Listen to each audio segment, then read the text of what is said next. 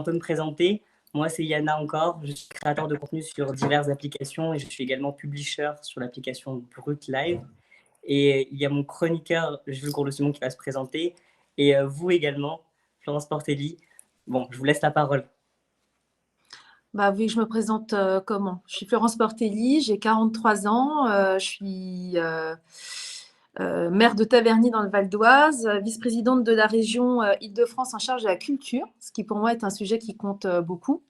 Je suis porte-parole de Valérie Pécresse et je suis fan du Paris Saint-Germain. Voilà, il me vient en tête. Bon, après, c'est là où tu perds la moitié de tes auditeurs parce que tu dis que tu es fan du PSG, mais c'est pas grave, dans la vie, il faut assumer. Mais oui, non, mais clairement, il faut assumer ce qu'on défend et aussi assumer les groupes de football. Moi, je sais que j'aime bien le PSG aussi. Hein. Ouais, mon chouchou, c'est Verratti, mais bon. Et toi, Jules? Alors, moi, j'ai 21 ans et donc je suis chroniqueur politique avec Yana encore depuis quelque temps maintenant. Je suis aixois et donc je suis pas supporter du PSG malheureusement. Nul n'est parfait. De mon côté, c'est plutôt l'OM et voilà, donc je suis étudiant en droit et je suis passionné de politique depuis quelques années maintenant. Donc c'est Ah ouais, j'ai fait vraiment aussi des études de droit, moi. eh ben, ça nous fait un point commun et ça va, enfin, je pense que ça facilite beaucoup les échanges politiques. C'est toujours enrichissant d'avoir des connaissances en droit pour parler politique. C'est toujours très bien.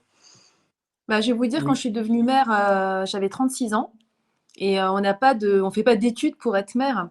Donc, et en plus, à l'époque, disons que une petite partie de l'administration était un peu, comment dire, très politisée et pas très nette à l'endroit où je suis arrivée. Et donc, je me disais à chaque fois, mais purée, qu'est-ce que je signe pourvu que ce soit, qu'on me fasse pas signer n'importe quoi. Et j'ai béni le ciel d'avoir fait des études de droit. Et ça aussi, ça m'a appris quand je suis à l'oral. Souvent, moi, je ne lis pas un discours.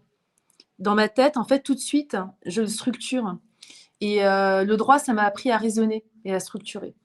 Et puis, Oui, ce qui m'a passionné dans le droit, enfin, c'est pas le sujet d'émission, mais c'est pas grave, on peut partir comme ça. Oui, Mais ce qui m'a clairement. passionné dans le droit, et notamment quand j'ai fait aussi de la criminologie, c'est par rapport à l'exploration de l'humain dans toute sa complexité. Et le droit amène à des découvertes humaines et à une certaine empathie, en fait. Hein. Et ça fait que c'est une matière humaine aussi extrêmement riche et passionnante. exactement, exactement. Et surtout, bon, après, c'est vrai qu'en politique, on est plutôt amené à penser que c'est le droit constitutionnel qui va être très utile, etc. Mais vous avez raison pour dire que la matière pénale est très utile et surtout, je pense que c'est un sujet dont il faudra qu'on parle aussi pendant ces temps d'échange avec vous, puisque c'est assez central dans le programme de Valérie Pécresse. Donc ça, je pense que ce sera très intéressant d'en parler avec vous aussi. Oui. Et de toute façon, on abordera énormément de sujets. Mais en tout cas, je suis très content, encore une fois, je vous redis, que vous ayez accepté du coup d'échanger avec nous et de pouvoir en fait, décrypter ce programme-là et essayer de le vulgariser pour que le plus grand nombre puisse comprendre réellement les enjeux, parce que je pense que c'est très très important pour ces campagnes présidentielles, qui est vraiment une compréhension de chaque programme politique. Ouais, comme quoi vive Instagram, hein, puisqu'on s'est connus sur Oui, Instagram. oui, voilà. Et ça permet d'échanger plus facilement. Les réseaux sociaux, ça a ses défauts, mais ça aussi, c'est Exactement. Parfois, c'est côté. vraiment de la merde, mais parfois, c'est vachement bien. Oui, ça a ses côtés positifs. Mm. Mais du coup, si on rentre un petit peu dans le fond du programme de Valérie Pécresse, je vais vous poser une question et j'aimerais réellement que vous nous répondiez, enfin, que vous nous expliquiez en fait.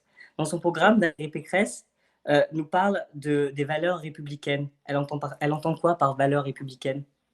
Bah, j'allais dire, vous entendez quoi par valeur républicaine? C'est ce qu'on entend tous par valeur républicaine. En France, on a une devise, c'est liberté, égalité, fraternité. Et vous pouvez l'interpréter de toutes les façons que vous voulez, mais il y a quand même des choses qui sont même enfin, dans notre déclaration des droits de l'homme et du citoyen. La liberté et l'égalité, la fraternité, c'est dans la déclaration des droits de l'homme. C'est les hommes naissent libres et égaux en droit. Et ça, c'est quelque chose qui est inaliénable, imprescriptible, intemporel. En tous les cas, c'est nos convictions à nous en France, depuis les Lumières, et même peut-être avant, mais c'est plus compliqué. Mais en tous les cas, ça a été sacralisé par la philosophe des Lumières. Et la fraternité, C'est quelque chose aussi qui est fondamental, surtout dans une société, moi je trouve, qui est de plus en plus individualiste, consumériste. La fraternité, je trouve que c'est la plus belle, pour moi, hein, c'est la plus belle des valeurs.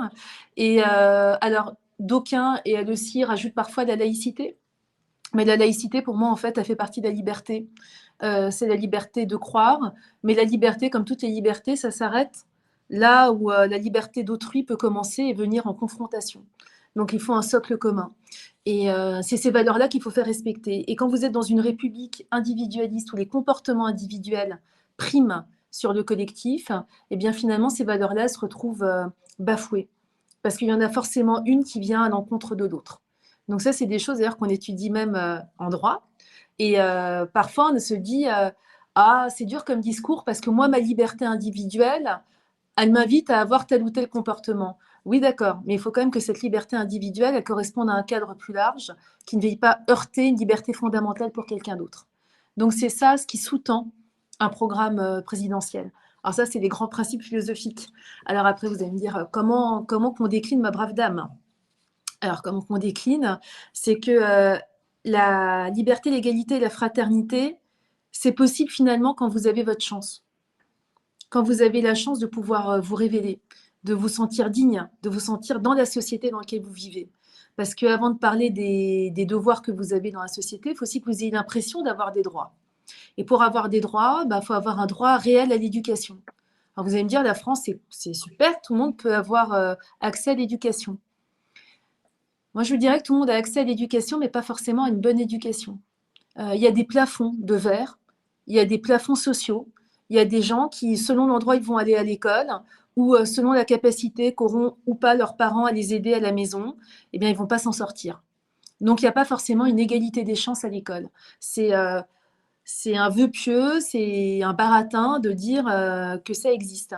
Il y a un ascenseur social, alors moi j'aime pas trop le terme d'ascenseur social, mais en tous les cas, l'égalité républicaine, ça dépend quand même parfois du milieu dans lequel on est né.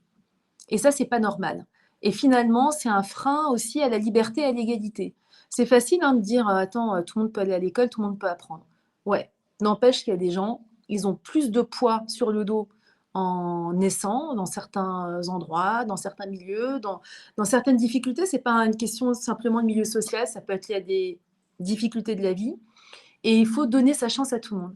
Et une société qui se respecte, c'est une société qui dit que chaque enfant de France, chaque enfant, quelle que soit sa culture, sa naissance, son origine, etc., il doit avoir sa part de chance. Et ça, c'est fondamental. Donc pour ça, elle a un gros volet éducation dans son programme, et notamment pour remettre tout le monde à niveau en sixième. Le discours qu'il y a eu pendant des années, qui était de dire attends, c'est génial, on va l'obliger à faire un bac général, c'est un discours pour moi qui est criminel. Parce que ça veut dire déjà que quand tu fais pas un bac général, tu es un abruti, ce qui est totalement faux. Être artisan, c'est des métiers extraordinaires pour lesquels j'ai une admiration, mais sincèrement sans borne. Il y a des métiers on a des artistes qui font pas forcément d'ailleurs un bac général, mais qui font des métiers qui sont liés à leur sensibilité. Et je vais vous donner un exemple. Le cinéma crée autant de métiers que l'automobile. Bon. Et souvent on dit la culture c'est une voie de garage, c'est du loisir, c'est les vacances quoi. C'est pas vrai. C'est beaucoup d'exigences, beaucoup de boulot et c'est pas forcément du chômage. Donc voilà, il y a des tas de clichés qui fait qu'on ne donne pas une égalité des chances parce qu'on enferme les gens dans un carcan, et aussi parce que en sixième, si vous arrivez en sixième et que vous ne savez pas lire et compter, vous êtes voué à un échec permanent. Et enfermer quelqu'un dans un échec, pour moi, c'est une forme de maltraitance. Donc, elle propose par exemple qu'un môme qui, au sortir du CM2, sait ni lire correctement ni compter, on le mette dans une section à part et il ne fasse que ça le temps de rattraper son retard. C'est une manière de lui dire, toi, tu rattrapes ton retard et tu auras la même chance que les autres. C'est sûr, c'est sûrement moins sexy que dire, et les gars, vous êtes tous super, il n'y a pas de problème, vous finirez tous comme Mbappé, ou vous ferez tous un bac général et vous serez tous des champions du monde. C'est pas la vraie vie. Donc, il y a un moment, il faut pouvoir dire aux jeunes, ta chance, c'est finalement d'avoir quand même un socle identique à tout le monde pour après avoir cette liberté-là. Et ça casse aussi l'idée de collège unique. Oui, tout le monde n'arrive pas en sixième avec les mêmes clés et les mêmes moyens. Oui, tout le monde après, en troisième, elle propose d'ailleurs qu'on commence à aller vers l'apprentissage dès l'âge de 14 ans, parce que c'est pas déshonorant de ne pas aller vers une filière générale. Donc, il faut repenser l'école et non plus enfermer les gamins dans un carcan. Je dirais après, la liberté et l'égalité, c'est aussi qu'il n'y ait pas de différence. Différence sociale, mais différence aussi avec, par exemple, un enfant handicapé. Moi, j'ai trouvé vraiment, mais jarbant, ce qu'a dit Éric Zemmour sur les enfants handicapés. Dans ma ville, où je suis maire, j'ai menacé une seule fois de faire une grève de la faim, de m'enchaîner à un portail. Je vais raconter ça rapidement parce que je ne veux pas saouler tout le monde. Mais j'ai une maman qui est venue me voir pendant une permanence en pleurs parce que son enfant handicapé, trisomique, il venait à l'école à 10 heures et il repartait à 11 heures. Du coup, la maman, elle ne pouvait pas travailler. L'enfant trisomique, qui est tout sauf idiot, il comprenait très bien qu'il arrivait une fois que la classe était installée, que les gens avaient déjà vécu leur temps de classe, et il était jeté comme on jette un déchet au bout d'une heure.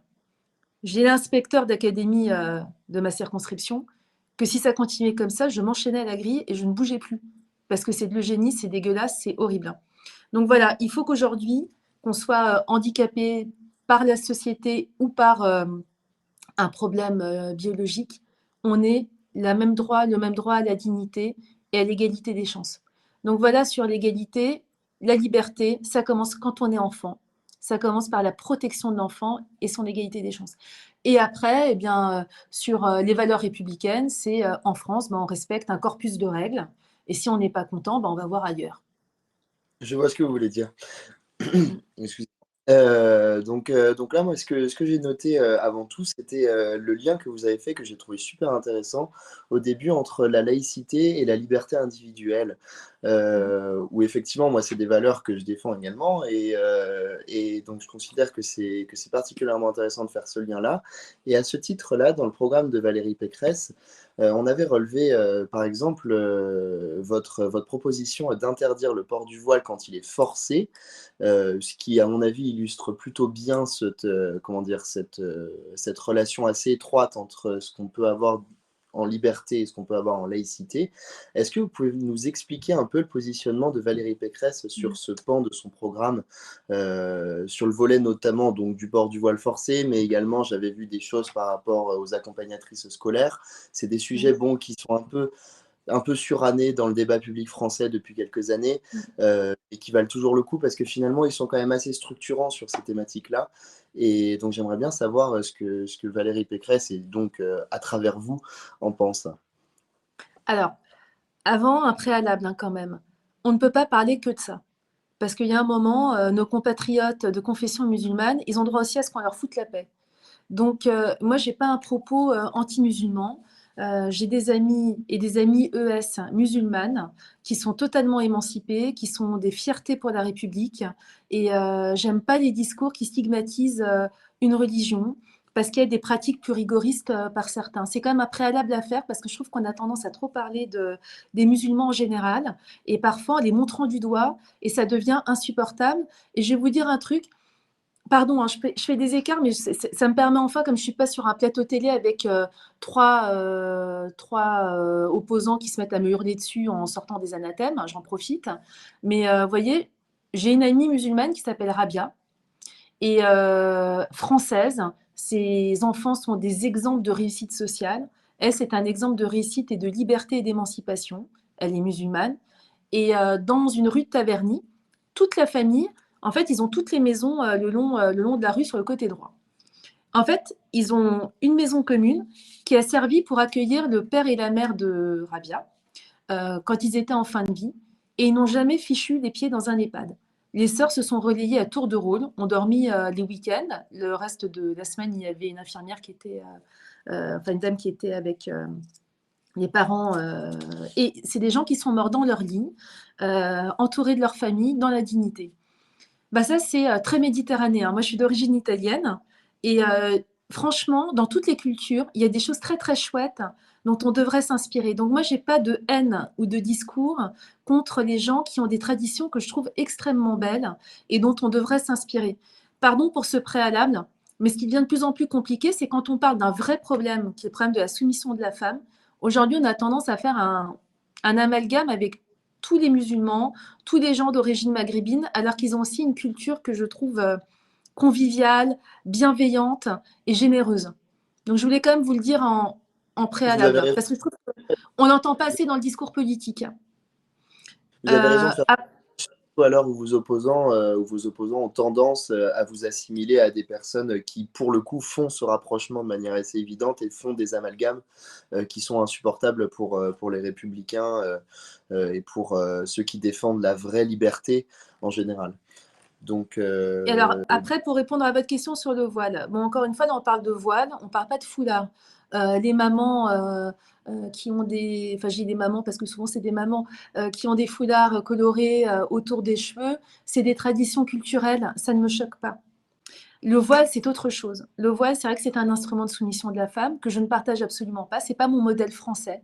Je pense qu'en France, on s'est battu vraiment pour ce modèle-là. Et même, je vous dirais, en dehors de la France. Parce que j'avais été à une conférence à Casablanca sur les femmes en politique là-bas. Et elle me disait, on ne comprend pas chez vous les femmes qui se voilent énormément, qui finalement nous trahissent. Alors que nous, on se bat pour notre liberté. Et on y arrive presque mieux au Maroc, finalement, certains quartiers français. Donc c'est vrai qu'il y a des zones de non-république, c'est inacceptable. Et quand on parle de voile forcé, c'est qu'il y a une présomption de voile forcé quand il s'agit d'un enfant. Et honnêtement, voiler une petite fille, moi j'en ai déjà vu, hein. Heureusement, c'est pas partout et c'est quand même minoritaire, mais voiler des enfants de 8 à 10 ans, comme si un enfant pouvait être sexualisé, c'est quelque chose qui est intolérable et qui est indigne dans notre société par rapport à la protection de l'enfance, par rapport à l'idée qu'on fait de la protection de l'enfance. Des gens qui voileraient les petites filles parce que c'est intolérable de sexualiser un enfant, parce que derrière, il y a quand même une idée de sexualisation de la femme. Donc c'est intolérable en France. Le Burkini, Valérie Pécresse s'est battue la première sur ces sujets-là, elle était vraiment en pointe, parce que dans les îles de loisirs, par exemple, en Île-de-France, la défenseur des droits, qui est assez marquée, c'est être une autorité soi-disant indépendante. Vous allez m'expliquer pourquoi un homme, il n'a pas le droit finalement d'être en tenue de bain, en slip de bain, et par contre, une femme, enfin en caleçon de bain, par contre, une femme, elle pourrait venir en burkini dans l'île de loisirs. Et après, ça pose aussi un problème de santé, parce que si vous faites un accident cardiaque, c'est plus compliqué d'enlever la tenue de quelqu'un qui est en burkini de quelqu'un qui est en maillot de bain. Donc voilà, pour toutes ces raisons, s'est battue contre ça et pourtant elle a été durement attaquée. Donc l'idée, c'est pas de stigmatiser la religion musulmane, c'est pas de stigmatiser un foulard, c'est pas de stigmatiser des gens qui ont droit à leur croyance qui est tout à fait respectable, mais c'est de stigmatiser l'outrance, le communautarisme, et dès que ça en fait ça empiète sur la sphère publique et que ça ramène à l'idée d'une soumission de la femme. et finalement, ce que vous condamnez à travers ça, c'est une certaine idée du séparatisme, si j'ai bien compris, où vous cherchez en fait à cibler les pratiques qui sont vraiment rigoristes et qui relèvent du séparatisme et qui se mettent, enfin, avec des personnes qui se mettent à part du reste de la société française.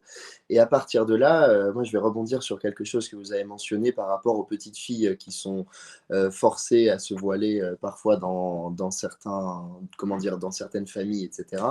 Je pense qu'on est assez nombreux à avoir vu le documentaire sur M6 il y a quelque temps, le Zone Interdite, qui portait donc sur ces quartiers-là, où il y a des petites filles comme ça qui se font forcer à être voilées, etc. Euh, on est donc dans des quartiers où, en général, malheureusement, c'est des personnes qui se séparent de la République et on se dirige parfois vers le terrorisme ou au moins vers une, comment dire, vers une haine religieuse particulièrement extrémiste. Et à ce sujet-là, dans le programme de Valérie Pécresse, juste après les mesures qui portent sur le voile, de maintenir en détention les terroristes radicalisés, même au-delà de la peine qui a été prononcée à leur encontre par un Alors, juge. en fait, c'est la rétention de sûreté, hein. C'est pas, si vous voulez, c'est pas la peine. C'est pas une peine, c'est une mesure de rétention, c'est une mesure administrative. Oui, c'est une façon de continuer à les surveiller parce qu'il y a des gens, on sait que fait une loi sur la rétention de sûreté pour les psychopathes, hein. Vous prenez, je ne vais pas forcément citer de nom, mais a priori, par exemple, quelqu'un comme Guy Georges qui est amené à sortir de prison parce qu'il est allé assez jeune, comme ça qu'on va réinsérer les gens en les traitant de manière pire finalement que des animaux. Donc c'est insupportable. On peut punir très sévèrement. Attention, je ne suis pas en train de tenir un discours laxiste, hein. On peut le faire en traitant les gens dignement. Et après, il y a le fait aussi que comme il y a une surpopulation carcérale, eh bien, vous avez le fait de pouvoir isoler comme il se doit des individus dangereux. Et c'est pour ça que Valérie Pécresse, elle propose un plan très puissant pour la justice. Le budget de la justice avait augmenté, mais pas assez. Et là, elle propose 9 milliards de plus. Et dans ces 9 milliards, vous avez d'un côté l'augmentation du nombre de juges, de greffiers et de procureurs, et les prisons pour les centrales et autres pour les longues durées, moyennes et longues durées. Et finalement, pour les gens qui sont sous bracelet électronique, qui reviennent dans les quartiers, qui pourrissent la vie des quartiers, il n'y a rien. Ce qui fait qu'aujourd'hui, toutes les courtes peines, mais qui sont celles des empoisonneurs, des gens qui vivent dans les quartiers prioritaires ou populaires, ne sont pas exécutées, les gens sont dans la nature. Donc là, elle propose des espèces de prisons alternatives qui ne sont pas comme des vraies prisons, qui sont construites plus rapidement dans les préfabriqués, mais au moins pour isoler, couper du quartier la personne qui réitère systématiquement, etc. Mais en créant plus de places de prison, vous créez aussi plus de possibilités de séparer des détenus et de traiter les problèmes différemment. Et ça, pour ça, ça passe par des moyens financiers. On ne va pas se mentir, hein. On ne va pas se raconter des histoires. Si vous ne mettez pas l'argent qu'il faut, c'est des vœux pieux. Donc, c'est pour ça qu'on propose 9 milliards de plus pour la justice. Il n'y a jamais eu autant de proposer, mais c'est essentiel parce que notre justice, elle est malade. Et pas que d'ailleurs sur des sujets aussi frappants pour l'opinion que ce qui est pénal, ce qui relève du crime ou du terrorisme.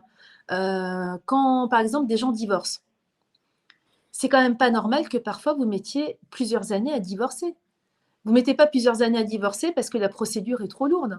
Vous mettez plusieurs années à divorcer parce que le juge aux affaires familiales croule sous les dossiers et qui n'ont pas assez de moyens. Et derrière ces situations de divorce, vous avez des drames familiaux, des enfants écartelés. Moi, j'ai déjà des enfants qui sont pris en otage à la sortie de l'école entre des parents qui s'entretuent pour savoir qui récupère l'enfant à telle heure le soir à la sortie de l'école dans ma commune. J'ai dû régler encore un cas il n'y a pas très longtemps alors que ce n'est pas mon boulot. Pourquoi? Parce que l'audience pour la première visite chez le juge aux affaires familiales, elle n'est pas prévue avant 1 an et demi. Donc, Oui, c'est pas effectivement. possible. Non, mais ce qui est embêtant, c'est que dans la justice, on adore tout ce qui est sensationnel. On part toujours des crimes, du terrorisme, de la drogue. Ça fait des super émissions que moi-même, parfois, je regarde. J'adore Faites entrer l'accusé. C'est passionnant. Mais la justice, c'est aussi toute la justice civile. C'est ce qui va vous pourrir la vie au quotidien. C'est ce qui va faire qu'il y a des enfants malheureux. Ce qui va faire qu'il y a des gens qui vont même se retrouver dans des situations financières très compliquées. Parce que parfois, à cause d'un divorce qui se passe mal, vous allez avoir un bien qui va être immobilisé pendant des années, vous allez avoir une des personnes du couple qui ne récupère pas son fric, etc. Donc vraiment, la justice, pour les gens, elle mérite d'avoir plus de moyens. Je vois. Je me demande simplement, puisque moi je vois Yana qui est complètement figée. Oui, moi Est-ce aussi. qu'il est- Non, parce que du coup, je suis vraiment très, très intéressé et J'ai peur que nous très l'ayons captivé par perdu. ce que vous dites. Non, pas du tout, je t'inquiète. Parce qu'il voulait vous parler de culture, étant donné que c'est votre délégation au Conseil régional d'Île-de-France. Et donc, on voulait parler de culture avec vous pour clore un petit peu ce sujet sur les valeurs de la République, etc. Parce que, comme vous l'avez dit, c'est très important, mais c'est loin d'être le seul sujet, surtout dans une campagne présidentielle où il en va de l'avenir de tout le pays et pas seulement de l'avenir de nos prisons. Donc, Vous je vais vous m'entendez? parler un tout petit peu de culture moi-même et de le Mais récupérer. déjà, par rapport aux valeurs, c'est très important parce que, en fait, moi, ce qui me désole, c'est que quand je fais une émission télé, souvent, en fait, on s'en fout de la culture. Alors que je vais vous dire, les problèmes, le terrorisme, les bandes, la délinquance violente, pour moi, la base de ça, c'est l'éducation et la culture. C'est-à-dire, évidemment, je suis pour des sanctions, je suis pour des peines, je suis pour. Mais ça, c'est le bout. L'éducation et la culture, pour moi, c'est l'alpha et l'oméga. C'est-à-dire, Mais c'est exactement. quand vous arrivez à la peine de prison, au travail d'intérêt général, parce qu'il n'y a pas que la peine de prison, vous êtes au bout de la course. Pour moi, l'alpha et l'oméga, c'est le début, c'est l'éducation artistique et culturelle. C'est pour ça que, par exemple, dans ma commune, c'est 100% éducation artistique et culturelle. Il n'y a pas un enfant de Taverny qui ne pratique pas la culture, mais par des pays, enfin par le conservatoire. Donc, femmes enceintes, les bébés dans le ventre de la maman, crèche, maternelle, école primaire. On fait encore des trucs au collège et au lycée, même si ce n'est pas de ma compétence. Et vous voyez, par exemple, tous les enfants de CM1, CM2 leur offrent leur violon, leur contrebasse, leur alto, etc. Soit classe musique actuelle, soit classe comédie musicale et tout. Dispensé par le conservatoire, ça coûte énormément d'argent. Mais j'en ai pas un qui décroche, pas un. Même ceux qui ne sont pas très bons à l'école. Et ça, je me dis, des enfants qui ont la chance de jouer en orchestre, de jouer un instrument de musique, de faire du théâtre, mais à très bon niveau, et de se sentir digne de se sentir considérés, je considère que ces enfants-là ont moins de chances, entre guillemets, de basculer vers la délinquance, le terrorisme et tout, qu'un enfant qui n'a pas accès à ça. Donc je crois fondamentalement que l'éducation, l'art et la culture, c'est la première des solutions, c'est la base de la lutte contre le terrorisme, la délinquance et la criminalité. S'il n'y a pas ça, le reste, c'est une rustine. Mais ça ne sert pas à grand-chose. Quitte à choquer, hein. Mais évidemment, ça va protéger la société à court terme. Mais ça ne change pas le sentiment de croire en quelque chose de noble. Vous savez, c'est compliqué aujourd'hui, je pense, pour d'être dans une société qui consomme beaucoup, qui ne croit plus en grand-chose, en des grandes valeurs universelles, parfois religieuses, etc., de trouver une foi honorable dans quelque chose et de se sentir digne et de se sentir élevé. Si vous n'avez pas ça, c'est pas étonnant finalement que certains fassent des bêtises ou finissent mal. Donc il faut à tout prix redonner de l'élévation, un but Mais dans la vie. pour rebondir du coup à ce que vous disiez au début, pour moi, hein, l'éducation est quelque chose de primordial en fait pour pouvoir comprendre et pouvoir apprendre aussi de l'autre. Et sans éducation, concrètement, bah, il n'y a pas ça. Il y en a beaucoup. Enfin, je pense que il faut vraiment qu'on réforme c'est quelque chose-là. Mais après, c'est mon point de vue personnel. Et je trouve aussi que la culture est un vrai vecteur en fait pour l'épanouissement personnel et aussi pour du coup se trouver. Parce que moi, je sais que la culture, c'est un point qui est très, très important pour moi et je sais que ça m'a beaucoup aidé en tant que personne et en tant qu'être humain. Donc, je vous rejoins vraiment dessus sur tout ce qui est en rapport avec la culture. Et moi, j'avais une question à vous poser par rapport aux productions cinématographiques françaises qui sont menacées par les productions américaines ou autres, et aussi par les plateformes comme Netflix, pour en citer d'autres, pour ne pas en citer d'autres. Est-ce que vous auriez une solution par rapport à ça? Est-ce que Valérie Pécresse proposerait potentiellement quelque chose par Alors, rapport à ça? de l'État, des régions, etc., doivent consacrer un pourcentage de leur activité dans la création francophone. Donc ça, pour moi, c'est extrêmement important d'inciter à développer aussi, vous savez, la place des programmes et des fictions françaises dans le monde. Où là-dessus, on n'est pas très bon. Et c'est vrai qu'en plus, la fusion TF6 a rebattu les cartes. Ça rebat les cartes d'ailleurs sur l'audiovisuel public. Aujourd'hui, on n'a pas forcément tout le temps des fictions de très grande qualité. On n'a pas toujours des programmes de très grande qualité, même si certains arrivent quand même à imposer des bonnes émissions. Et on n'arrive pas non plus forcément à exporter des nouveaux programmes. Et ça fait aussi partie de la souveraineté française. Ça fait partie de l'exception culturelle. Et ça doit être le vrai programme d'un ministre de la Culture et d'un président de la République. Le problème aussi, c'est que depuis des années, on a des ministres qui tournent. Là, par exemple, on a eu 3 sur un quinquennat qui ne sont pas écoutés dans leurs arbitrages par l'Élysée, qui s'en fout complètement. On ne peut pas dire qu'il y a une grande politique culturelle sous le précédent quinquennat. Je ne parle même pas celui de François Hollande. Donc la culture, ça fait très longtemps que ce n'est pas une priorité. Mais l'exception culturelle, ça fait partie. Vous savez, il y a 3 sujets pour moi qui fait qu'on peut être souverain. Un, ne pas être la risée du monde parce qu'on est le plus endetté du monde, ça c'est par rapport à l'Allemagne, à certains pays, etc. Mais il y a 2 sujets qui font qu'on a encore une aura. Notre armée, parce qu'on a, contrairement aux autres pays européens, on a une vraie armée. Et c'est pour ça, c'est une autre question, mais il faut une loi de programmation militaire qui aille jusqu'au bout et qui renforce les moyens de notre défense. Ça, franchement, on ne pèsera plus rien. Et notre souveraineté culturelle. Et aujourd'hui, ce qu'on exporte à l'étranger, ce n'est pas à la hauteur. Les moyens qu'on met dans la création, ce n'est pas à la hauteur. Le soutien à la jeune création, ce n'est pas à la hauteur. On a beaucoup d'artistes qui vont aller, de jeunes qui vont créer à l'étranger. Les instituts français, c'est ceux qui font rayonner la culture française à l'étranger, et notamment dans les pays francophones. Ils sont complètement laissés à l'abandon. Il n'y a pas de politique culturelle dans les autres pays. Donc, il y a un moment, notre fierté française, notre souveraineté française, ce qu'on appelait la grande exception culturelle française, pas que ce soit qu'une nostalgie. Il faut vraiment donner une impulsion politique et en faire un cheval de bataille. Mais en Le moyen, c'est par exemple sur l'audiovisuel public, il faut que l'argent, l'État est quand même le principal actionnaire. Il faut obtenir dans le cahier des charges qu'il y ait une part beaucoup plus importante qui soit donnée à la création et au programme. Et pour ça, il faut une réforme interne, je pense, dans l'audiovisuel public pour que l'argent soit mieux distribué, soit mieux réparti, notamment en faveur de la création et de la création. Quand je dis la création, c'est les séries, les fictions, les documentaires et les programmes, hein. C'est ça qui nous permettra d'exporter notre culture. Et là-dessus, c'est aussi l'exigence que doit avoir l'État vis-à-vis de l'audiovisuel public. D'accord. Et il y a quelque chose que vous disiez tout à l'heure au début qui était très pertinent, enfin que j'ai trouvé très pertinent et très vrai en fait, c'est que les métiers culturels, enfin les artistes, le métier d'artiste en fait est pas assez valorisé malheureusement à notre époque. Et même par rapport à la crise sanitaire, ils ont été laissés un peu pour compte par rapport au fait que c'était des artistes au final et que leur métier n'était pas primordial ou important. Compter faire si Pécresse est élue, qu'est-ce qu'elle compte faire pour du coup revaloriser ces artistes-là et leur donner les moyens pour potentiellement, par exemple, s'il y a une autre crise sanitaire qui fait face, pour qu'ils du coup faire des concerts qui soient ouverts, etc. Je pense que déjà le regard doit changer. La culture, encore une fois, c'est pas simplement, c'est pas un loisir, c'est pas un truc cool. Tiens, je vais aller jouer un peu de guitare, je fais de la culture. Non, c'est pas ça. C'est des métiers extrêmement exigeants. C'est beaucoup de travail. Vous savez, c'est exactement aussi comme les professeurs de musique. Moi, j'ai déjà entendu, un professeur de musique, en fait, il a 16 heures de cours, puis après, il fout rien. Bah non, après, il travaille comme un dingue son instrument. Il travaille ses morceaux, puis c'est un artiste à côté. Énormément d'exigence, énormément de rigueur.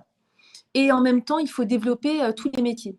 Par exemple, vous voyez, nous, on veut faire comme une des premières causes culturelles l'éducation artistique et culturelle, que chaque enfant ait une éducation artistique et culturelle dans toutes les villes et communes et villages de France. Et pour ça, ça passe évidemment par la valorisation des compagnies, mais ça passe aussi par la valorisation de toutes les filières des métiers artistiques. Vous voyez, par exemple, dans les conservatoires, vous avez les professeurs de musique, puis de théâtre, de danse, et puis vous avez ce qu'on appelle, par exemple, les dumistes. Les dumistes, c'est à l'école, enseigner l'art, la culture, enfin la musique, la danse, le théâtre. Eh bien, cette filière-là, elle mériterait, par exemple, d'être beaucoup plus renforcée. Donc ça passe par des cursus d'être renforcé, valorisé. Par exemple, scénariste, mais c'est aussi celui qui va faire l'éclairage, la photographie sur le plateau, la sueur, le costumier, tous les métiers qui gravitent autour des films. Et voilà, c'est tout ça qu'il faut mettre en valeur. Et puis, il faut aussi donner sa chance aux jeunes. C'est-à-dire, vous ne pouvez pas dire la culture, c'est pas une voie de garage. C'est en même temps, vous n'encouragez pas la jeune création. Et nous, ce qu'on veut faire, c'est ce qu'on a fait déjà au niveau de la région, mais on veut faire au niveau national. On veut faire un fonds national des talents émergents, avec un système de bourse où on encourage, comme une sorte de concours, dans toutes les disciplines artistiques, des jeunes qui sont prometteurs dans les arts plastiques, les arts de la scène, la musique, le cinéma, la photographie, etc. Il faut qu'on encourage la jeune création. Mais Et pour avoir finalement, un entourage, je suis très d'accord avec vous, mais pour avoir eu un entourage qui est très bercé dans le monde de l'artistique et pour avoir moi-même exercé en tant qu'artiste, c'est très compliqué à l'heure actuelle de se projeter en tant qu'artiste, ne serait-ce qu'à cause de la crise sanitaire, parce qu'au final, c'est des métiers à risque, des métiers qui ont été mis en stand-by durant la Alors, Covid. non, ça dépend. C'est ça. Ça dépend. Je vous donne un exemple. Par exemple, dans les conservatoires, ils ont continué à enseigner, mais en visio. Il y a beaucoup de conservatoires qui l'ont fait. Alors après, évidemment, artistes, c'est pas que les conservatoires. Il y a des films qui ont continué à se tourner. Après, ce qui est beaucoup plus compliqué, ce qui va être compliqué dans le milieu du cinéma, et c'est pour ça que pour moi, il ne faut pas un plan de relance, mais il faut un plan de reprise dans le milieu culturel, parce qu'en fait, c'est maintenant que ça va être compliqué. Parce qu'aujourd'hui, vous avez des distributeurs qui veulent plus s'engager et qui vont voir les producteurs en disant, mais on ne distribuera pas vos films. Et donc là, on risque maintenant d'avoir un vrai problème. Et je pense que l'État doit mettre l'argent sur la table pour qu'il y ait un plan de reprise. Et ça, Et même pour le c'est... théâtre, pour les comédiens. Oui, non, mais je donne J'en parle l'exemple du parce que cinéma, mais c'est pareil. Il faut un plan de reprise. Après, il faut aussi une impulsion politique. C'est très bien qu'il y ait du streaming, mais il ne faut pas s'appuyer que sur le streaming parce que sinon, les gens, on ne va pas les rééduquer à aller vers le spectacle. Mais ça, je dirais que ça passe aussi par l'éducation artistique et culturelle. Quand vous avez été biberonné enfant au fait d'aller au théâtre, d'aller au cinéma, d'aller voir un spectacle de danse, d'aller voir des expos, c'est pas pareil que quand vous vous retrouvez adulte, à être allé occasionnellement peut-être ou pas d'ailleurs, voir tout ça, que ça s'arrête, vous n'y retournez pas. Donc c'est comme là pour le coup, un bon lavage de cerveau. Il faut que dès la maternelle, il y ait une vraie éducation artistique et culturelle. C'est pour ça que pour moi, le pass culture, c'était un écran de fumée. C'est même une fumisterie. Parce que Moi, du je coup, c'était l'appelle. c'était ma prochaine question, c'était pour savoir si du coup, Bah, si Valérie Pécresse était en fait, présidente, est-ce que vous alliez poursuivre la politique culturelle d'Emmanuel Macron en mais il n'y en a poursuivant pas eu du de coup le politique pass culturelle. En fait, je vous explique, il n'y a pas eu de politique culturelle. Parce que ce qui est dingue, c'est que le pass culture, c'est dans le budget éducation artistique et culturelle. Mais ce n'est pas de l'éducation artistique et culturelle. C'est un pass de consommation. C'est même celui qu'on appelle dans le milieu le pass manga. Alors, j'ai rien contre le manga, hein, c'est aussi de la culture, mais enfin, 80%, enfin, je ne sais plus combien, pourcentage énorme de pass culture a servi aux jeunes pour acheter des mangas. C'est de la consommation. C'est pas de l'éducation artistique et culturelle. C'est pas apprendre à aller voir une œuvre dans un musée, savoir ce que c'est que l'art contemporain, pratiquer un instrument de musique, faire du théâtre, etc. C'est pas de l'éducation. Donc là où c'est une vaste blague, c'est déjà en plus au départ, ils l'ont fait que pour les jeunes de 18 ans. Un jeune de 18 ans qui accède à la culture par un chèque, en fait, il va consommer comme ça s'il a envie. Ceux qui vont aller au musée, au théâtre, hein, déjà en plus le musée c'est gratuit pour les trois quarts des gamins, mais ceux qui vont décider d'aller voir une pièce avec le pass culture, c'est franchement une minorité qui était déjà habituée à aller faire ça. Et c'est en fait, du coup, c'est pas du tout une éducation à aller vers la culture. Alors ils ont baissé l'âge du pass culture parce que c'était tellement n'importe quoi, comme ça marchait pas, ils l'ont baissé un petit peu. Mais c'est quand même quand on est ado. Et moi je vous dirais sincèrement, c'est trop tard. Pour moi et pour Valérie Pécresse, l'EAC, l'éducation artistique et culturelle, ça commence à la maternelle. Et je vais même vous dire, pour moi à Taverny, ça commence même dans le ventre de la maman. Je fais comme en Scandinavie, je fais des trucs pour les femmes enceintes, où les enfants, ils font de la musique et tout dans le ventre de la mère. Mais c'est quand on est tout petit. Ça, c'est de l'EAC. En revanche, avoir un chèque pour aller acheter des mangas, c'est pas de l'EAC. Et par rapport aux étudiants, parce qu'on parle beaucoup des jeunes, mais pour les étudiants, ceux qui Alors font des études justement, très supérieures, juste, hein, très juste, on est nul là-dessus. Quand vous allez en Allemagne, quand vous allez en Angleterre, dans les facs, partout, il y a un niveau au niveau de la pratique du théâtre, de la musique, enfin, ça n'a rien à voir avec la France. Donc nous, on veut faire de l'éducation artistique et culturelle, de la maternelle à l'université incluse. Et ça passe par une augmentation de plusieurs centaines de millions d'euros du budget de l'éducation artistique et culturelle, mais pas par un pass culture bidon qui va vous servir à acheter des mangas. Et finalement, ça nous amène à la jeunesse de manière un peu plus générale que la culture, finalement, Mhm. puisque à part le pass culture pour la jeunesse qui a été fait pendant ce quinquennat, c'est par exemple le plan Un jeune, une solution pour l'emploi des jeunes. Mhm. On voudrait voir qu'est-ce qui est prévu pour le pouvoir d'achat des jeunes et même plus largement pour améliorer l'emploi des jeunes, étant donné qu'il y a eu un rapport de la Cour des comptes il n'y a pas longtemps qui a un peu critiqué le plan Un jeune solution, et c'est peu de le dire.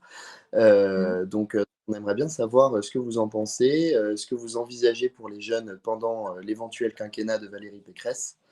Et ce que vous pensez en fait pour l'avenir de la jeunesse et pas que des étudiants, puisque c'est loin d'être la majorité des jeunes. Alors, bon, déjà, sur le pouvoir d'achat des jeunes, un premier truc qui est très compliqué à gérer, c'est le prix du permis de conduire. Nous, on veut déjà baisser l'apprentissage du permis de conduire à 16 ans, permettre que le code soit appris dès le collège, parce que ça, c'est quand même quelque chose qui peut s'apprendre facilement au collège, et que surtout, ce qui est très très cher dans le code, c'est la surprime d'assurance. Bien que vous n'ayez plus cette surprime d'assurance qui en fait que vous avez un prix du permis de conduire qui est complètement dingue. On veut aussi recréer des bourses au mérite pour les enfants des classes populaires et des classes moyennes. On veut aussi élargir ce qu'on appelle le PTZ. En fait, c'est l'accession sociale à la propriété. C'est pas parce qu'on est jeune et qu'on démarre dans la vie qu'on ne peut pas devenir propriétaire. Mais pour ça, il faut des taux, quasiment des taux zéro. Et il faut avoir sa chance. Donc ça, on veut aussi d'augmenter. On veut abaisser le... Alors ça, c'est un truc qui va concerner plutôt des jeunes filles. Il y a une vraie discrimination sociale. C'est sur les produits, en fait, les produits périodiques, les serviettes hygiéniques et les Tampax, quoi. Ça coûte super cher. Et en fait, il y a des jeunes filles qui parfois ont même des problèmes sanitaires, des problèmes d'hygiène, parce que tout simplement, elles n'ont pas les moyens d'en acheter suffisamment. Il y a sûrement des filles qui nous écoutent. Parfois, en plus, on peut avoir des règles très abondantes. Désolée, messieurs, mais ça fait partie de la vie. Et du coup, ça demande des serviettes plus épaisses ou des tampons plus épais. Ça demande de se changer encore plus souvent, etc. Donc Valérie Pécresse avait été la première à installer des distributeurs gratuits dans les lycées. Et nous, on veut réduire la TVA sur ces produits-là à 2,1%, parce que c'est pas normal de payer trop cher des produits comme ça. Je vais même vous dire, quand vous achetez des serviettes hygiéniques, des tampons bio, pour éviter d'avoir des démangeaisons, c'est même encore plus cher. Et souvent, vous avez très peu de serviettes hygiéniques, par exemple, dans le paquet. Pardon, hein, c'est une question de vécu, mais je vous assure que c'est une vraie question de pouvoir d'achat, parce que là-dessus, nous, les femmes et les filles, bah, on a ce problème bien casse-pied à gérer Mais pour tous les mois. rebondir brièvement à ce que vous disiez, est-ce que vous allez aussi encourager du coup la distribution gratuite qui se font dans les crous, Oui, par exemple, de tout à diverses fait. Et ce qu'on fait déjà, je vous dis, régions? nous, dans les régions, parce que depuis, il y a d'autres régions qui s'y sont mises. Et il faut vraiment que ça devienne quelque chose de complètement démocratisé. Mais si en plus vous passez à une TVA réduite à 2,1%, honnêtement, c'est en plus quelque chose de très positif. Après, par rapport à l'emploi des jeunes, on veut transformer le RSA jeune d'Emmanuel Macron en revenu jeune actif, avec 670 euros par mois pour les jeunes, mais uniquement s'il va vers un métier où il y a des besoins.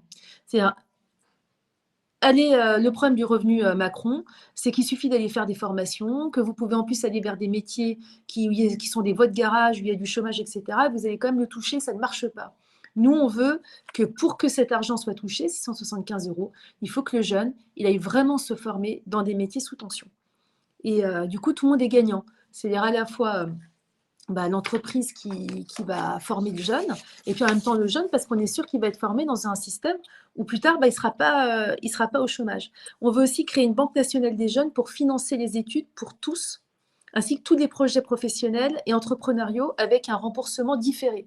C'est-à-dire, en fait, vous ne remboursez la banque qu'une fois que vous êtes installé, que vous avez des revenus du travail suffisants. On veut aussi rendre obligatoire l'accueil de stagiaires pour toute structure d'au moins 10 salariés. Et c'est quelque chose que Valérie fait déjà dans la région. Par exemple, quand on donne une subvention à une association ou à une collectivité qui en a les moyens, ils ont l'obligation de prendre un jeune en stage. C'est notre donnant-donnant. Et puis, on veut aussi permettre à chaque jeune de se lancer dans l'entrepreneuriat dès l'âge de 16 ans, avec un statut jeune entrepreneur dès l'âge de 16 ans. Parce qu'aujourd'hui, D'accord. vous avez des jeunes qui, à 16 ans, savent déjà qu'ils peuvent développer leur entreprise. Et je pense qu'il ne faut pas avoir peur de la jeunesse. Il y a on enferme tellement les jeunes dans des carcans hyper étriqués que c'est. Alors, moi, j'aime pas tout. J'aime pas tous les systèmes anglo-saxons parce que c'est parfois des systèmes très inégalitaires. Mais par contre, le seul truc que je leur reconnais, c'est que tout le monde a sa chance et qu'il y a une espèce de d'ode à la création, à la liberté, au rêve. Je veux dire, Steve Jobs en France, pauvre gars, il aurait eu du mal, hein. Donc, c'est vrai que il y a un moment, faut aider à créer, à lâcher des énergies, à donner sa chance. Et même si parfois la chance, elle est originale, elle ne va pas dans des sentiers battus. Et voilà, il faut qu'on arrive à encourager ça. Mais finalement, est-ce que c'est pas un peu contradictoire avec le fait de vouloir cadrer les orientations des jeunes vers des voies vraiment où il y a de la recherche d'emploi, etc., et de ne pas leur Non, laisser ça, la liberté? c'est uniquement pour le revenu jeune actif, hein. C'est-à-dire Mais que, ouais. est-ce que vous craignez pas que ça crée chez certains comment dire, des frustrations par exemple, on voit ce qui se passe chez Pôle emploi parfois avec des personnes qui se font orienter vers des métiers qui ne leur conviennent absolument pas parce que c'est pas leur niveau de diplôme ou alors c'est absolument pas leur secteur, mais ça recherche. Est-ce que vous craignez pas que ce genre de mesures crée des frustrations et finalement crée des personnes qui plus tard seront pas du tout épanouies dans ce qu'elles font? Non, parce que nous, ce qu'on veut revoir aussi, c'est complètement aussi des missions d'orientation dans les lycées. Et c'est vrai qu'aujourd'hui, vous savez, quand on a fait, avec Mme Pécresse, on a fait le tour de France un peu pendant la primaire. Et à chaque fois, on tombait sur des chefs d'entreprise qui nous disaient qu'ils étaient prêts à former des jeunes dans des métiers parfois même assez originaux, mais qui payaient très, très bien. Et en fait, dans des structures, finalement, on retrouve un esprit assez familial, des entreprises très pointues, dans des techniques très, très pointues, qui, je vous dis, au bout d'un moment, payent très, très bien. D'ailleurs, souvent, quand les gens rentrent dedans, ils n'en sortent plus, ils font toute leur carrière là-dedans. Le problème, c'est que quand ils sont au lycée, ils n'ont aucune idée que ça puisse exister. Et le problème aussi, c'est que dans l'éducation nationale française, vous n'avez pas de la culture de l'entreprise. On ne va pas les présenter aux jeunes ce qui se passe dans le milieu de l'entreprise. Donc, ce qu'il faut, c'est que dans les missions d'orientation, notamment dans le secondaire, on arrive à faire venir le milieu de l'entreprise à l'école pour aller présenter des métiers, pour aller dire, ben voilà, ça existe, parce que je vous assure, moi, en faisant le Tour de France, il y avait des métiers, je ne savais même pas que ça existait. Et en fait, ça permet de construire des choses absolument fondamentales. Donc, il faut aussi qu'on donne plus de liberté peut-être à l'école, qu'on fasse rentrer plus le milieu du privé dans l'école et qu'on revoie totalement l'orientation dans les lycées qui, aujourd'hui, aujourd'hui, ce n'est pas du tout satisfaisant. Et moi, pour revenir du coup à ce que vous disiez au tout début, on va changer de thématique. C'était par rapport aux personnes qui étaient en situation de handicap. Moi, c'est une thématique qui me touche particulièrement parce que je suis en situation de handicap. Et j'ai vu que dans le programme de Valérie Pécresse, elle voulait potentiellement simplifier du coup les procédures MDPH. C'est bien ça? Elle veut que dans les maisons, dans les MDPH, on se concentre uniquement sur l'accueil de la personne handicapée, sur le fait de l'aider, et non plus dans les procédures administratives. Parfois, c'est 5 mois de procédures administratives, c'est insupportable. Donc, elle veut que tout ce qui est administratif soit sorti des MDPH. Des MDH, et elle veut aussi que des procédures soient numérisées. Mais je dirais qu'il y a une chose qui m'a beaucoup touchée dans son programme. Et je trouve qu'on n'en a pas assez parlé. Ça m'a gênée d'ailleurs qu'on n'en parle pas plus que ça. C'est la situation des personnes adultes handicapées qui ont un handicap mental. Quand vous êtes parent d'un enfant handicapé, c'est extrêmement angoissant de se dire le jour où je serai plus là, bah, il est dans une société franchement qui ne l'acceptera pas. Qu'est-ce qui va lui arriver? Comment il va vivre? Comment il va vivre financièrement, etc. Sachant qu'en plus, en général, ils sont dans des emplois qui sont très très mal payés. Quand ils ont la chance d'avoir un emploi, d'être acceptés. Et d'ailleurs, je fais une parenthèse, mais heureusement que là-dessus, il y a les collectivités locales et les mairies, parce que souvent, ils sont embauchés quand même dans les collectivités locales et les mairies. Et ça, c'est des choses, c'est en dehors des MDPH, c'est vraiment la place de l'adulte handicapé dans notre société qui vraiment est malade. Moi, je le dis franchement, la société française, elle est malade. Elle est malade d'égoïsme, elle est malade d'indifférence, elle est malade de son petit confort tranquille, où finalement, toute forme de différence ou de vulnérabilité, on tourne le dos, on baisse la tête, on ne veut pas voir. Je dirais quand même, aujourd'hui, tout le monde à un moment a une vulnérabilité. Et les gens, ça les intéresse que les jours où ils sont touchés par la vulnérabilité. Donc, en tous les cas, il faut avoir une attention particulière parce que sinon, on devrait rougir de honte de ne pas aider son prochain quand il est en situation de vulnérabilité. Et elle, donc, elle propose que l'adulte handicapé, quand il touche la pension de retraite du dernier parent décédé, quand il n'a pas d'héritage. Et ça, je trouve sincèrement que c'est une très, très belle mesure. Parce que je vous assure qu'un papa ou une maman qui part en sachant que derrière lui, il n'y a plus personne pour s'occuper de l'enfant handicapé, qu'il n'aura plus d'argent, plus de toit, etc. C'est c'est une double peine. C'est une double angoisse. C'est horrible. Donc voilà, elle mettra en place cette mesure et je trouve que sincèrement, c'est une très, très belle mesure. Et est-ce que vous Et comptez comme vous faire l'avez quelque dit chose tout à l'heure, par rapport comme, à l'allocation adulte handicapé pour compléter comme ça? Parce que là, vous avez parlé donc de la pension de retraite du On veut dernier aussi parent. déconjugaliser l'allocation adulte handicapé. Voilà. Et ça a été refusé d'ailleurs par La République En Marche, et ça, moi, je trouve ça hallucinant. Je dis, moi, il y a deux choses qui m'ont choqué sur le handicap, la position de la REM là-dessus, et les propos nauséabonds d'Éric Zemmour, qui a dit deux choses très nauséabondes. Il a dit une première chose, c'est en gros, il ne faut pas mettre un enfant handicapé à l'école. Alors parfois, ça peut être compliqué, mais parfois, au contraire, il faut le mettre à l'école. Et la chose la plus horrible qu'il a dite, il a dit que ce serait une mauvaise façon, je crois, il a dit quelque chose comme ça, serait faire une mauvaise façon aux autres enfants. mais pour vous, du C'est coup, horrible, l'inclusion hein. est importante. Mais pour vous, du coup, Évidemment, l'inclusion non, est mais quand elle est même. fondamentale, mais parce que comment voulez-vous qu'un enfant finalement s'épanouisse avec de l'empathie et la conscience de l'autre s'il n'est même pas conscient que d'autres ont besoin de son aide, de son amour, de son affection? Et c'est pas d'ailleurs que de la protection, c'est aussi apprendre. D'un enfant handicapé, on peut énormément apprendre. Moi, j'ai tout souvent été très touchée par les petits-enfants trisomiques parce qu'ils sont capables d'un amour et d'une affection hors norme. Et c'est c'est hyper touchant, les Mais enfants par rapport à l'inclusion, je qui trouve que c'est quelque débordent, chose. les enfants qui débordent d'amour. Moi, je pense qu'ils sont peut-être moins handicapés que les autres sur certains aspects. Donc, c'est une leçon de vie aussi. Mais par rapport à l'inclusion, je trouve que c'est très très important. Mais est-ce que vous allez aussi mettre en place des systèmes d'ULIS? Parce que le problème aussi dans les écoles, pour l'avoir vécu, c'est qu'il n'y a pas assez d'infrastructures dans la structure même pour aider à l'accompagnement de ces personnes qui sont en situation de handicap. Oui, oui, bien évidemment, ça c'est prévu, mais je vous dirais sincèrement, parfois c'est aussi quand même une question de mentalité. Moi, ça m'est déjà arrivé de batailler parce qu'il y avait de l'accompagnant pour l'enfant à l'école possible, mais on n'en voulait pas de l'enfant. Ok. Ça existe Et aussi hein, en France. ouais. Hein. Et après, on donne des leçons de morale au reste du monde. Moi, ça me fait doucement rigoler quand même. Mais bon. Donc oui, bien Et sûr, il pour, faut. C'est parfois pas simple en effet, mais parfois il y a tout ce qu'il faut, mais simplement on n'en veut pas. On a un côté, c'est eugéniste. Hein. On fait du tri.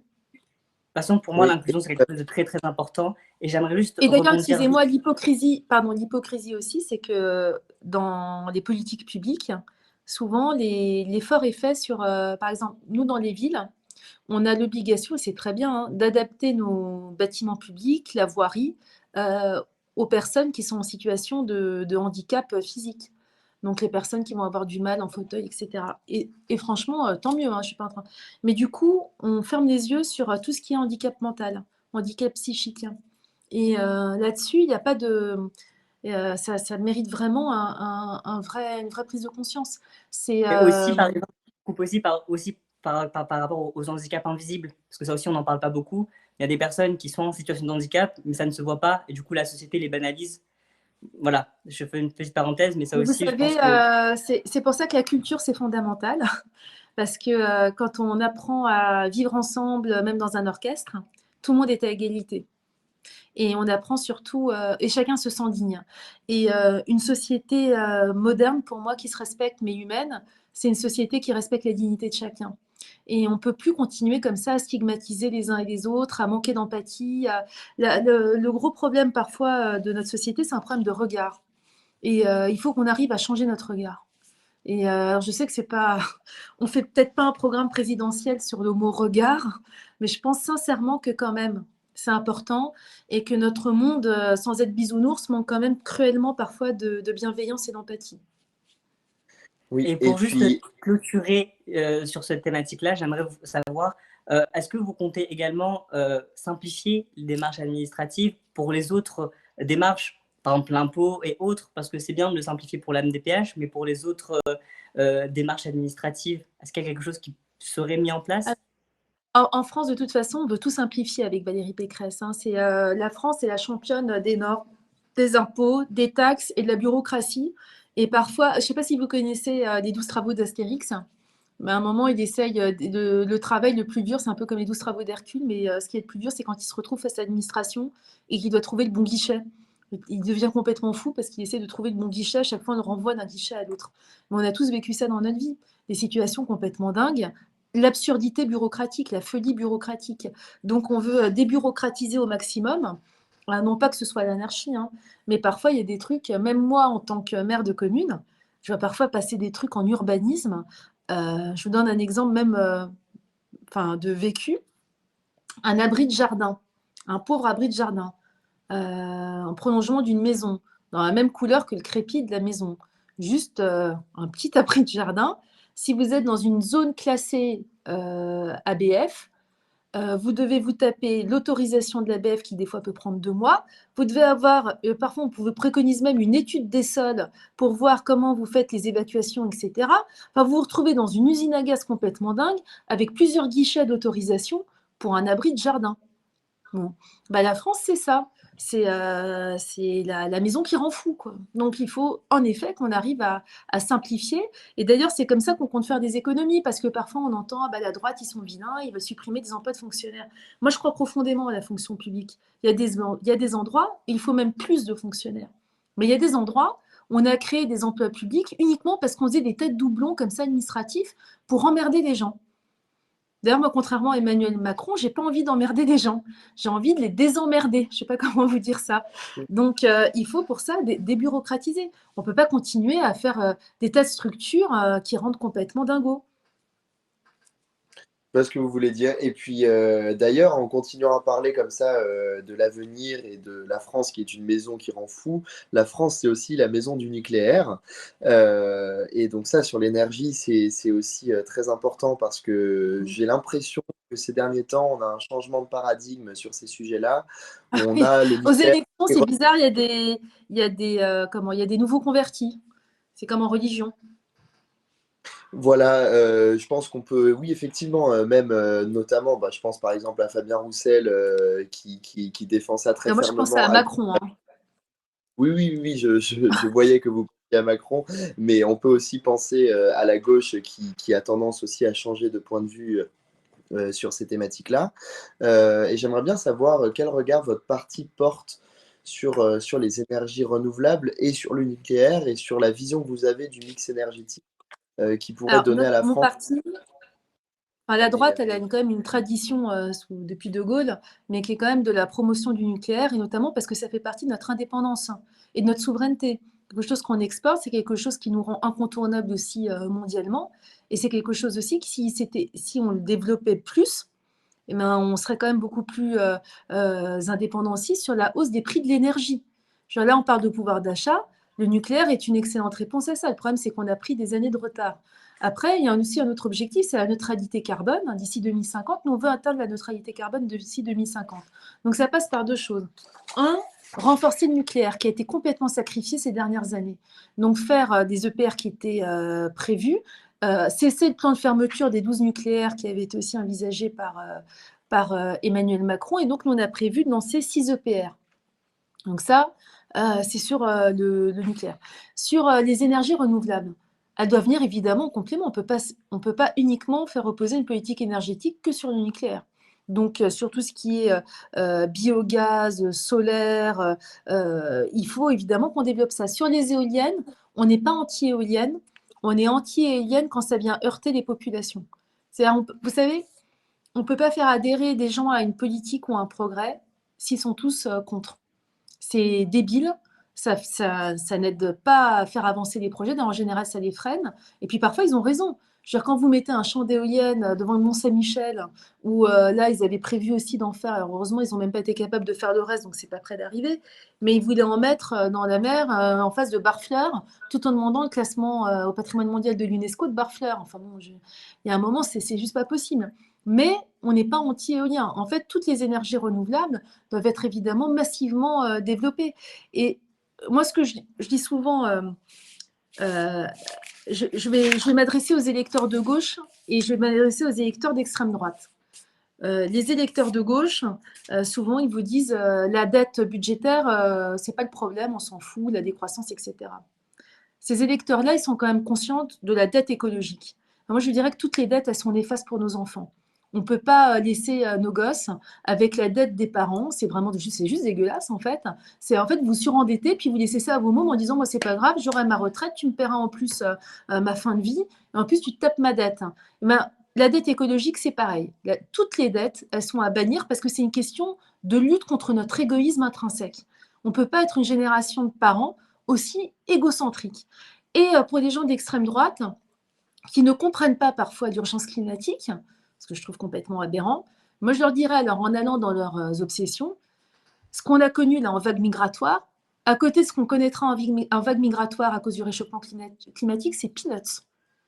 Parce que là, on va avoir un tel dérèglement climatique que franchement, les pauvres gens qui sont dans des pays qui vont être énormément touchés par la sécheresse, mais aussi par les tsunamis, par tous les tremblements de terre, les problèmes sismiques, etc., à cause du réchauffement climatique, eh bien, ces gens-là, comment on fera pour les accueillir? Bon. Donc, vraiment, là, je vous dis ça pour les gens qui ne sont pas convaincus. Moi, je suis convaincue, je n'ai pas besoin qu'on prenne ces exemples-là. Mais pour ceux qui ne sont pas convaincus, réfléchissez bien. On n'a pas le choix. Donc, il faut lutter contre le réchauffement climatique. Après, pour moi, ça ne passe pas par l'obscurantisme des Verts. Quand j'entends certains dire qu'il ne faut pas faire de gosses parce que ça vient polluer la planète, on est trop nombreux à respirer, etc., je me dis, bah, là, c'est le nihilisme le plus totalitaire et on vient dans un monde orwellien. On est dans un monde totalitaire qui est absolument effrayant et anti-humaniste. Donc moi, j'aime pas l'écologie quand ça vient à l'encontre de l'acquis et de la civilisation, et que ça vient contre la culture. J'aime pas l'écologie nihiliste, mais une écologie de la croissance, une écologie sociale aussi, eh bien, ça peut être porté, je pense que ça peut être notamment porté par la droite. D'accord. Bah oui, effectivement, c'est vrai que là, ce grand écart entre l'extrême gauche, les Verts et l'extrême droite, c'était super intéressant sur l'écologie en tout cas. On va faire un deuxième grand écart, si ça vous embête pas, par rapport du coup à ce qui se passe à l'extrême est de l'Union européenne, pour parler un Mmh. petit peu de souveraineté, pas seulement de souveraineté nationale, mais plutôt cette fois-ci de souveraineté européenne. Je pense que la souveraineté nationale, on l'a déjà pas mal abordée, notamment au travers de la question énergétique. Qu'est-ce que vous pensez de l'idée en fait d'une souveraineté européenne? Et là, je vais vous dire un peu en lumière avec ce qui est en train de se passer en Ukraine. Est-ce que vous pensez qu'il faut une souveraineté européenne, plus qu'une souveraineté française, moins qu'une souveraineté française? Qu'est-ce que vous avez comme projet comme ça pour l'Europe ou pour le renforcement de la construction européenne ou que sais-je peut-être pour ne pas la renforcer? Et Moi, je pense que je compléterai aussi la question de Jules en vous demandant aussi votre regard sur ce qui se passe par rapport au conflit entre la Russie et l'Ukraine en tant que personne qui prend parti sur la souveraineté française. Alors, partons de la Russie et de l'Ukraine parce que c'est super intéressant. Vous savez, l'Ukraine, à la base, Kiev, c'était le noyau dur de la Russie ancestrale. Donc, c'est pour ça que c'est un sujet qui est extrêmement complexe. Et ce qu'il faut aussi avoir en tête, c'est que quand, sous Staline, Khrouchtchev a génocidé quand même une partie de l'Ukraine par la famine, où il y a eu des millions de morts, il s'est racheté, entre guillemets, quand il est devenu chef de l'État, chef de l'URSS, en redéfinissant justement les frontières ukrainiennes. Mais du coup, c'est vrai que l'Ukraine, c'est compliqué parce qu'il y a une partie qui, en effet, du coup, à cause de toute cette histoire-là, on pourra en parler pendant des heures, c'est assez passionnant. Moi, j'adore l'histoire russe et de l'URSS. Mais vous avez du coup une partie, notamment le Donbass, qui est en effet une partie pro-russe, plutôt pro-russe, et puis une partie qui serait plutôt pro-européenne, même si à mon avis c'est un peu plus complexe que ça. Et puis de l'autre côté, vous avez en effet une nouvelle Russie qui s'est retrouvée complètement rabougrie. Bon. Et quelle a été la réponse finalement face à ce rétrécissement des frontières russes? Ça a été de faire des appels du pied via l'OTAN, c'est-à-dire via l'ennemi des Russes, entre guillemets, qui sont les Américains, enfin l'ennemi, la contre-culture, j'allais dire, historique, en proposant donc dans l'intégration de l'OTAN, notamment l'Ukraine. Bon. Je pense qu'on n'a pas été très malin là-dessus et qu'il aurait peut-être fallu avoir un autre discours diplomatique, notamment par rapport à la place de l'Ukraine dans l'OTAN. Et que ça pose aussi le problème de la puissance de la France par rapport à nos alliés américains. Je ne suis pas en train de vous dire qu'il faut sortir de l'OTAN. Aujourd'hui, je ne sais pas comment on ferait si on n'était pas dans l'OTAN. Mais en revanche, on ne peut pas tout faire par rapport à l'OTAN et par rapport à nos amis qui sont nos amis, à nos alliés américains. Donc voilà, il y a toute une redéfinition de nos alliances, de notre poids politique, qui me paraissent absolument cruciales, mais qui montrent aussi des erreurs qui ont été perpétuées au fur et à mesure des années. Mais ce qui se passe en Ukraine, si vous voulez, c'est pas étonnant. Parce que ce qui s'est passé en Ukraine, c'est ce qu'avait déjà fait Poutine avec la Géorgie. Aujourd'hui, il y a deux régions de Géorgie pro-russes qui sont en fait complètement sous contrôle russe. Et il est en train de faire exactement la même chose avec l'Ukraine. Alors là, ce qui serait encore pire, c'est que s'il allait encore plus loin que le Donbass, c'est qu'il voulait annexer toute l'Ukraine. Mais sincèrement, j'ai des doutes là-dessus. Mais voilà, donc c'est compliqué, c'est extrêmement complexe. On a manqué de clarté diplomatique. L'Europe a manqué cruellement de poids. Et puis la France, elle n'a plus de voix qui porte pour plusieurs raisons. Et je dirais sous la présidence Macron, moi je dirais qu'on a eu beaucoup d'arrogance. On a eu beaucoup d'arrogance et on s'est pris 3 gifles. On s'est pris une première gifle, c'est les sous-marins en Australie. On s'est pris une deuxième gifle, c'est le Sahel, où maintenant on est détesté au Mali, et on s'est fait complètement. Il y a une propagande des Russes, notamment à travers les mercenaires du groupe Wagner, qui venaient faire de la propagande anti-française au Mali. C'est comme ça qu'on s'est retrouvés virés comme des malpropres. Et là, maintenant, on a le camouflet en Ukraine. Donc, je dirais d'ailleurs, Emmanuel Macron est un si piètre diplomate qu'il ferait mieux d'être candidat, parce qu'au moins, ça, il sait à peu près le faire. Mais la diplomatie, c'est vraiment pas, c'est vraiment pas son truc. Donc, on n'est pas bon du tout.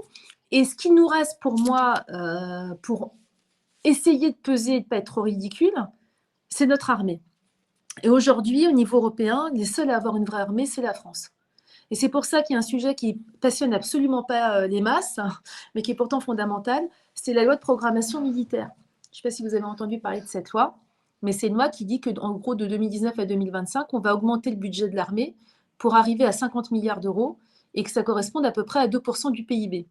2% du PIB, c'est juste pour rester au niveau où on est actuellement. Ce n'est pas pour être meilleur, c'est pour rester au niveau. C'est fondamental. Le problème, c'est que pour faire simple, parce que là, je suis en train de perdre tout le monde, le gros du pognon, c'est à partir de maintenant. C'est-à-dire, en gros, de 2022 à 2025, on met 3 milliards sur la table par an. Or, nos copains de la REM, là, et Castex et Macron, avaient quand même prévu dans la loi de programmation militaire une clause de revoyure là maintenant, pour entériner les 3 milliards par an jusqu'en 2025. Et bizarrement, le Premier ministre est venu devant le Parlement et il a dit plus de clause de revoyure, on en reparlera après le mois d'avril. Donc moi, je suis extrêmement inquiète parce que c'est pas un sujet, si vous voulez, c'est pas un sujet facile à vulgariser. Mais si on n'arrive pas à aller jusqu'à 2% du PIB et à nos 50 milliards, les amis, franchement, déjà que la France, on est un peu la risée de tout le monde sur pas mal d'aspects, notre dette abyssale par rapport aux Allemands, notre manque de crédit diplomatique parce qu'on s'est pris des gifles successives, si notre balance commerciale qui est ultra déficitaire, pour la première fois jamais elle a été déficitaire comme ça, il y a un moment, si on n'a même plus la souveraineté militaire, on est à poil. On est à poil. C'est terminé, l'exception française, la souveraineté, machin, c'est fini. Donc il faut vraiment, pour répondre à votre question, il faut qu'on aille au bout de la loi de programmation militaire qui est juste un minimum. Il faut qu'on ait une armée puissante en France et il faut qu'on puisse faire porter notre voix. Mais pour ça, il faut être crédible. Je veux dire, quand tu es quand tu as la taille d'un schtroumpf, tu vas pas défier un monument, tu vois, tu as l'air d'un couillon. Bon, bah voilà, faut avoir les moyens de sa politique, il faut avoir les moyens de son arrogance un peu. Mais justement, est-ce que pour avoir les moyens de notre arrogance, comme vous le dites, est-ce que vous envisagez cette défense au niveau européen plutôt que strictement français et de On développer n'y arrivera une pas. Non, on n'y arrivera pas dans une Europe à 27 avec en plus des pays qui n'ont pas du tout la même conception de la défense et de l'armée. La seule chose qui est possible, de mon point de vue, c'est une défense qui repose sur la défense française. Et pour ça, d'ailleurs, il faudrait que les Allemands soient un peu plus corrects. Par exemple, ce qu'on appelle les dépenses improductives. Aujourd'hui, nous, ce qu'on injecte dans nos dépenses militaires, ce n'est pas sorti des règles de déficit de Maastricht, alors que finalement, on est l'armée pour tout le monde puisque les autres pays de l'Union européenne n'ont pas une armée comme nous. Donc il y a des tas de choses sur lesquelles quand même on devrait montrer les muscles et dire les cocos, vous êtes sympas, mais il y a un moment, face à des géants ou des personnes ultra-autoritaires comme Poutine, ou des gens comme la Chine, les États-Unis, etc., si vous appuyez pas sur la vraie force militaire qui est en France, l'Europe, ce sera une vaste blague. C'est pas faux. Ça, c'est blague, l'aspect. Oui, voilà, mais après, c'est vrai que qu'on aurait quand même. Bon, après, ça, c'est mon point de vue personnel. Intérêt à collaborer avec les autres États membres. Bon, même si on le fait déjà au travers d'agences européennes, notamment pour la défense de nos frontières, etc., on arrive un peu à collaborer.